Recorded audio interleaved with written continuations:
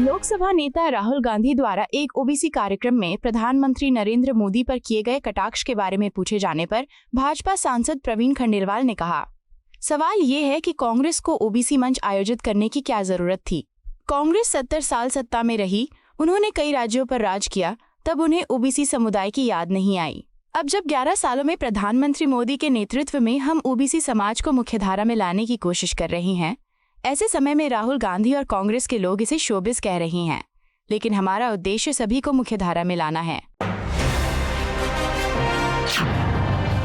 उत्तर प्रदेश के मुख्यमंत्री योगी आदित्यनाथ ने कहा कि हमारी सरकार ने निर्णय लिया है कि जो सैनिक अग्निवीर के रूप में देश की सेनाओं में सेवा दे रहे हैं, उन्हें सेवानिवृत्ति के बाद उत्तर प्रदेश पुलिस बल में 20% आरक्षण दिया जाएगा।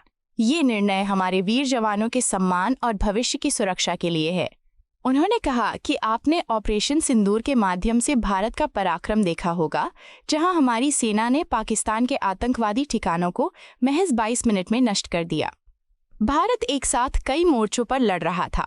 तुर्की, चीन और अन्य देशों से पाकिस्तान को समर्थन मिल रहा था, फिर भी हमारी वीर सेना ने अपने अद्भुत साहस और रणनीति से पाकिस्तान को घुटने टेकने पर मजबूर कर दिया।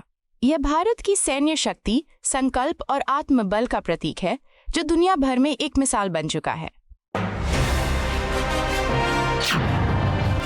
लोकसभा में विपक्ष के नेता और कांग्रेस सांसद राहुल गांधी के आज राज्य के दौरे पर गुजरात कांग्रेस प्रवक्ता मनीष दोशी ने कहा, कांग्रेस पार्टी ने 3 दिवसीय प्रशिक्षण शिविर का आयोजन किया है।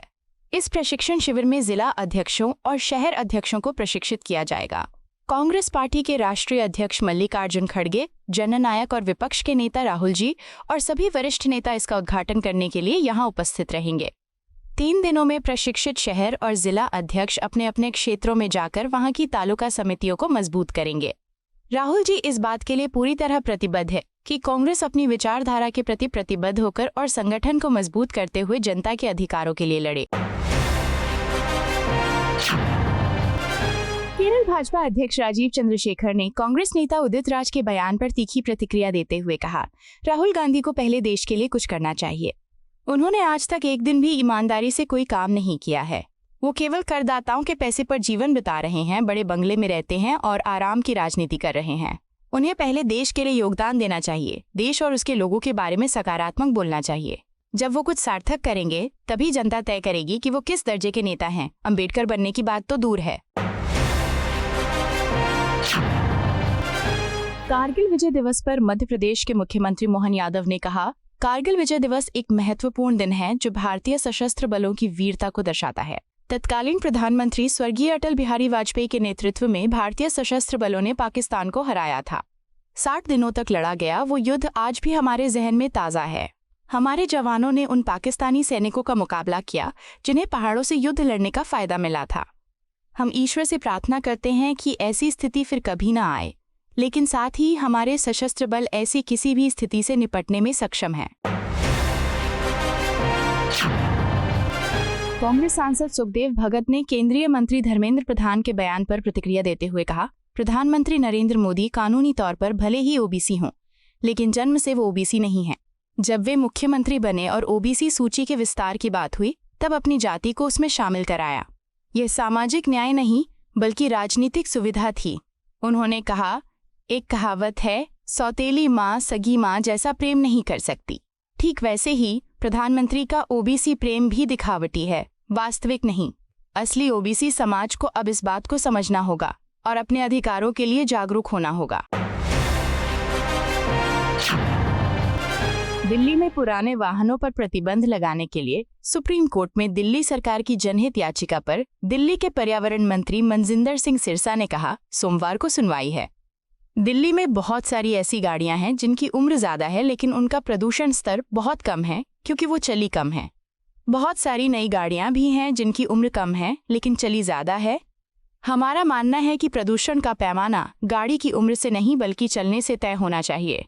ऐसी सारी बातें हमने सुप्रीम कोर्ट के आगे रखी हैं, बदली परिस्थितियों के बारे में जानकारी दी है। कांग्रेस नेता उदित राज ने कहा, तेलंगाना में जातिगत सर्वेक्षण कराना एक साहसिक और ऐतिहासिक कदम है। उन्होंने कहा कि राहुल गांधी का इरादा बिल्कुल साफ है, वो सामाजिक न्याय और बराबरी में विश्वास रखते हैं। राहुल गांधी ने हमेशा वंचितों, पिछड़ों और ओबीसी वर्ग के अधिकारों के लिए आवाज उठाई है। यदि ओबीसी समुदाय उनके साथ एकजुट होकर खड़ा होता है और उनका अनुसरण करता है तो राहुल गांधी निश्चित रूप से उनके लिए एक नए अम्बेडकर साबित हो सकते हैं। यह समय सामाजिक न्याय को मजबूत करने का है और राहुल गांधी इसके सच्चे नेता हैं। भाजपा के राष्ट्रीय महासचिव तरुण चुग ने कहा, कारगिल विजय दिवस हमारे वीर जवानों के अदम्य साहस, उनके शौर्य की गाथा का प्रतीक है, जिन्होंने अपना जीवन, अपने परिवार, किसी की परवाह किए बिना देश की सीमाओं की रक्षा करते हुए इतिहास रचा। ऑपरेशन सिंदूर ने भी साबित कर दिया कि ये नया भारत है और आतंकवाद के खिलाफ बिना किसी समझौते के निर्णायक कार्रवाई करता है और अपने नागरिकों की सुरक्षा के लिए कटिबद्ध है।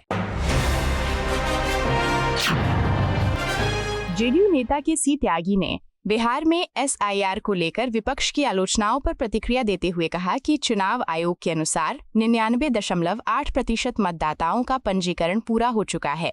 जो नाम छूटे हैं वे या तो मृतक हैं या 2 स्थानों पर एक ही व्यक्ति का पंजीकरण पाया गया है। उन्होंने कहा कि ये प्रक्रिया पारदर्शी और संवैधानिक है और इसका उद्देश्य मतदाता सूची को शुद्ध करना है, न कि किसी को वंचित करना।